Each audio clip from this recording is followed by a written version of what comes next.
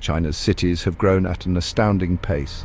Millions of people have moved from rural areas to urban centers in search of opportunity. To accommodate this influx, high-rise apartment buildings have sprung up across the country.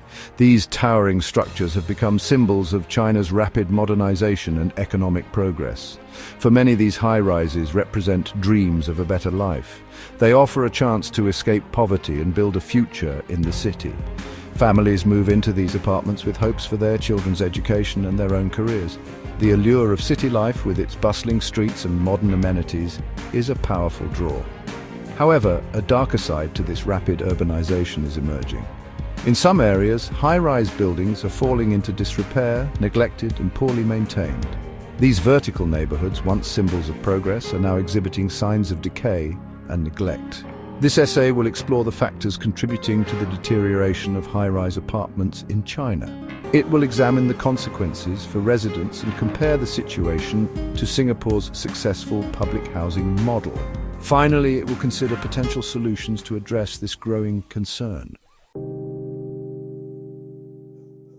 The dream of a better life in high-rise apartments is fading for some residents in China. As these buildings age, they are facing a multitude of problems. The once pristine facades are now marred by cracks and peeling paint. Inside, the situation is often worse. Leaky pipes and faulty wiring create hazardous living conditions. Elevators frequently malfunction, forcing residents to climb countless flights of stairs. The lack of proper maintenance is evident throughout these buildings. The deterioration is not merely an aesthetic issue. It signifies a deeper problem of neglect and a lack of investment in the well-being of residents.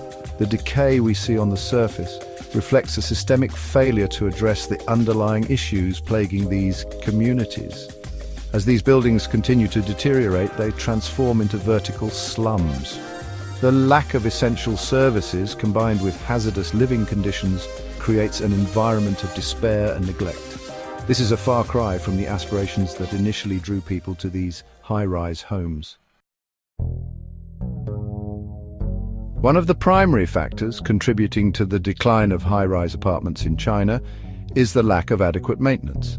Many buildings suffer from years of neglect, with little to no upkeep or repairs.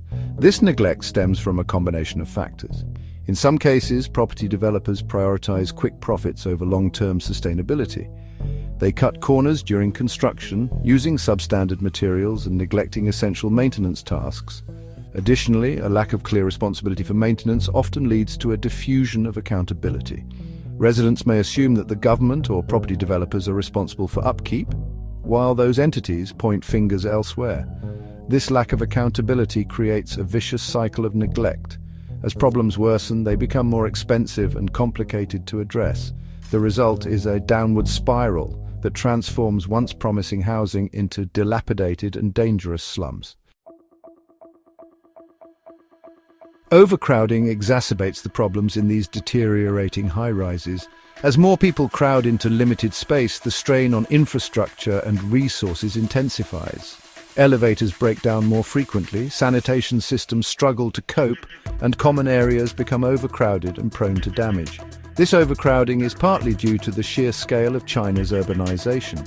The influx of people into cities has outpaced the construction of adequate housing, leading to cramped living conditions. Furthermore, the lack of affordable housing options forces many people to seek shelter in these deteriorating high-rises. The consequences of overcrowding are far-reaching. It creates tension among residents, strains social bonds, and contributes to a sense of anonymity and isolation. Moreover, it poses serious health risks as the spread of diseases becomes more likely in densely populated environments. Section 5. The absence of community and social fabric. The deterioration of high-rise apartments in China is not just a physical phenomenon, it also represents a social crisis. The sense of community once prevalent in traditional Chinese neighborhoods is often absent in these vertical villages. The design of many high-rise buildings discourages interaction among residents. Long corridors and isolated apartments create a sense of anonymity and detachment. People may live side by side for years without ever getting to know their neighbors. This lack of social cohesion further exacerbates the problems of neglect and decay. When residents feel disconnected from their surroundings and from each other, they are less likely to take ownership of their living environment. The building becomes a place to simply exist, rather than a community to belong to. Section 6, Singapore's public housing triumph, a stark contrast. In contrast to China's struggling high-rise communities, Singapore stands as a beacon of success in public housing. Over 80% of Singapore's population lives in public housing developed and managed by the Housing and Development Board, or HDB. Singapore's public housing model emphasizes affordability, quality and community. HDB flats are well maintained with regular upkeep and renovations. The government provides subsidies to ensure affordability, and residents take pride in their homes and neighbourhoods.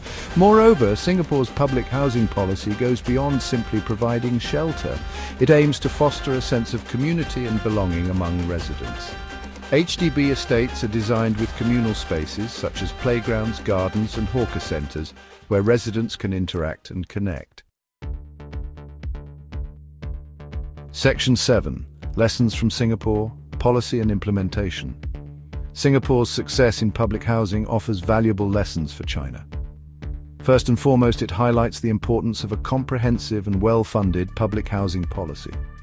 Singapore invests heavily in building and maintaining its HDB flats, ensuring their long-term viability. Second, Singapore demonstrates the significance of clear responsibility and accountability in building maintenance.